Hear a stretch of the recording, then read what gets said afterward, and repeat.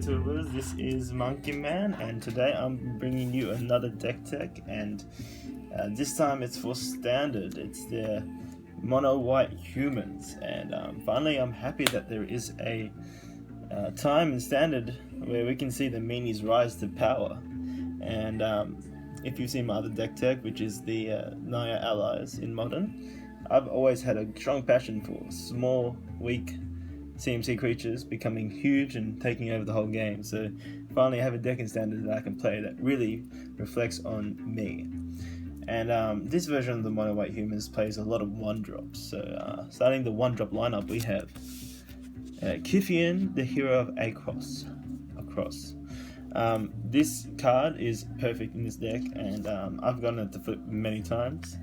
Finally it has a place to actually belong, and I get the flip on turn 3 almost every time I have it in my opening hand. It is a powerful Planeswalker for 1 mana, and when it flips it becomes a 4/4 indestructible or preventing damage creature, and it can also give your creatures indestructible to make them even more efficient at blocking and keeping the game going until you can drop your power boost, your buffs. So Kithian is a solid 1-drop, 2/1 human. So yeah, definitely worth playing in this deck. The next human is our Anointer of Champions. The Anointer of Champions is a pretty good card later on in the game, I guess. Once you have Always Watching in the field, all your creatures will get Vigilance.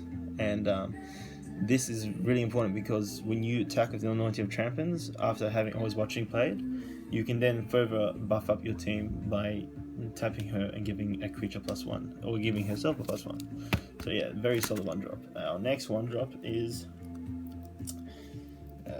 our Dragon Hunters. So 2/1 bears are going to be great, especially when they can grow. So this is another human. We're just playing humans. It's pretty straightforward, and we're playing all the good 1-drops we can. So any 2/1s we can, any utility 1-drops.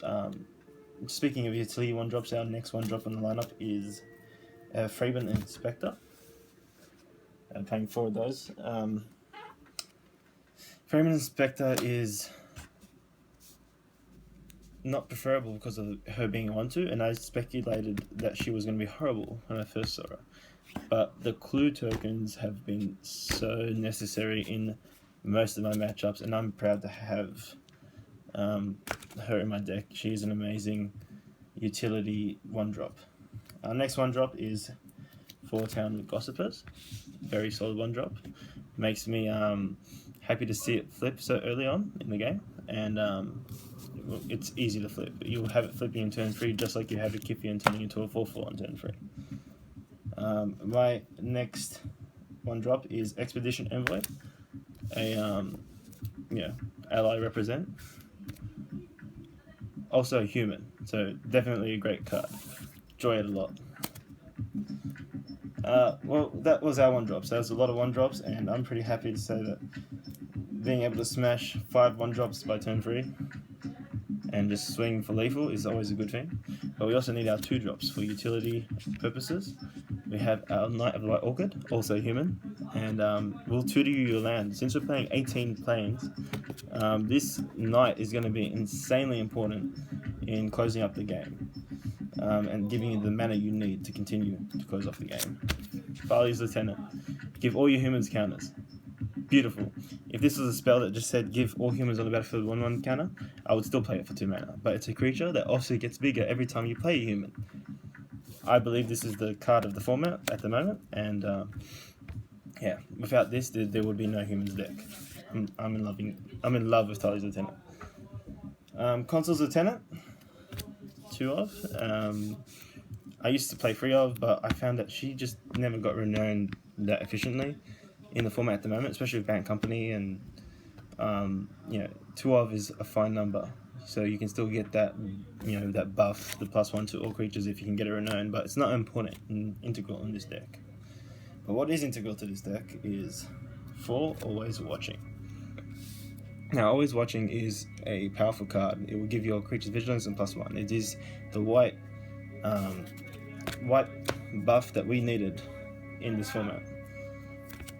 Now, Griff's Boon is the way of you sneaking in that damage you need.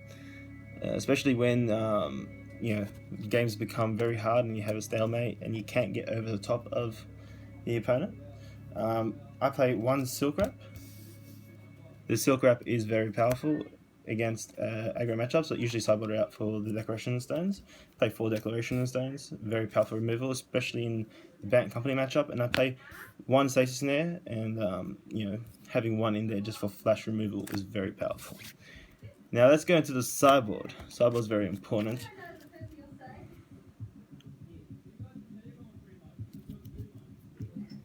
We're playing 2 Handaware Captains for when we have good power and speed against an opponent, so we can know it will flip, basically.